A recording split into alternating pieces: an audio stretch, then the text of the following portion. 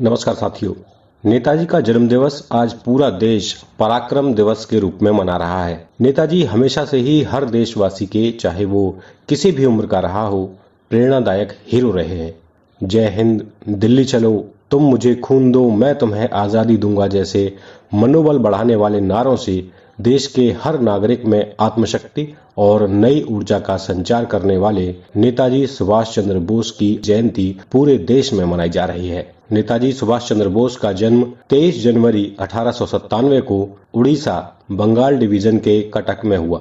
बोस के पिताजी जानकीनाथ बोस कटक शहर के जाने माने वकील थे। सुभाष चंद्र बोस के मन में देश प्रेम, स्वाभिमान और साहस की भावना बचपन से ही प्रबल थी। अपनी छोटी सी उम्र में सुभाष ने ये जान लिया था कि जब तक सभी भारतवासी एकजुट होकर अंग्रेजों का विरोध नहीं करेंगे, तब तक हमारा देश गुलामी की बेड़ियां नहीं तोड़ पाएगा।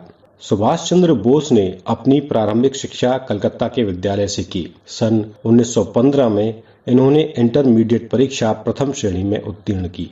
सन 1917 में सुभाष चंद्र ने स्कॉटिश चर्च कॉलेज में फिलॉसफी ऑनर्स में प्रवेश लिया और 1919 में प्रथम स्थान प्राप्त करने के साथ ही ICS परीक्षा देने के लिए इंग्लैंड रवाना हो गए। इस परीक्षा में उन्होंने चौथा स्थान प्राप्त कर देश का नाम ऊंचा कर दिया। वो ICS तो बन गए थे, लेकिन मन में ये सवाल था कि ICS बनकर काम तो अंग्रेजों के अनुसार ही करने होंगे। ऐसे में वे देश को गुलामी से कैसे बचा पाएंगे। 22 अप्रैल 1921 को भारत सचिव ES मॉन्टेग्यू को ICS से त्याग पत्र देने का पत्र लिख दिया और जून 1921 में मानसिक एवं नैतिक विज्ञान में ऑनर्स की डिग्री लेकर वो वापस स्वदेश लौट आए। इसके बाद नेताजी स्वतंत्रता आंदोलन से जुड़ गए। सुभाष चंद्र बोस महात्मा गांधी के असहयोग आंदोलन में सम्मिलित भी हुए। नेताजी सुभाष चंद्र बोस एक क्रांतिकारी स्वतंत्रता सेनानी थे। उन्होंने देश की सेवा के लिए आजाद हिंद सेना का नेतृत्व भी किया और 11 बार जेल भी गए। 1944 ईस्वी में नेताजी ने तुम मुझे खून दो, मैं तुम्हें आजादी दूंगा का नारा लगाया, जिसने अंग्रेजी शासन पर बहुत जोरदार प्रहार किया और भारत के वीरों में एक अलग ही जुनून भर दिया।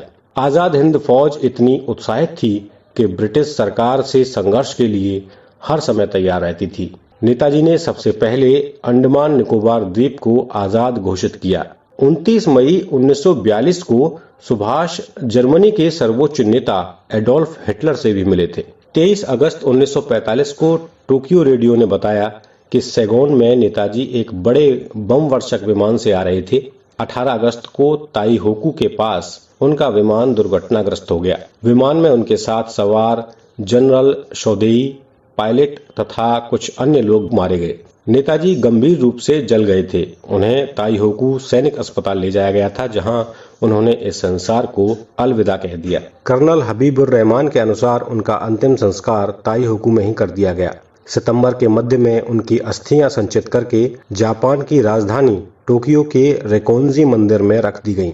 भारतीय राष्ट्रीय अभिलेखागार से प्राप्त दस्तावेज के अनुसार नेताजी की मृत्यु 18 अगस्त 1945 को ताईहोकू के सैनिक अस्पताल में रात्रि 9 बजे हुई थी। स्वतंत्रता के बाद भारत सरकार ने इस घटना की जांच करने के लिए 1956 और 1977 में 2 बार आयोग बनाया। दोनों बार यही नतीजा निकला कि नेताजी विमान दुर्घटना में शहीद हो गए। लेकिन सन 1999 में मनोज कुमार मुखर्जी के नेतृत्व में तीसरा आयोग बनाया गया। 2005 में ताइवान सरकार ने मुखर्जी आयोग को बता दिया कि 1945 में ताइवान की भूमि पर कोई हवाई जहाज दुर्घटनाग्रस्त हुआ ही नहीं। 2005 में मुखर्जी आयोग ने रिपोर्ट दी कि नेताजी की मृत्यु इस विमान दुर्घटना में होने का कोई सबूत नहीं है, लेकिन भारत सरकार ने रिपोर्ट को नकार दिया। 18 अगस्त 1945 को नेताजी कहां लापता हो गए, इसका निश्चित प्रामाणिक उत्तर अब तक नहीं मिल सका है। साथियों, उत्तर मिले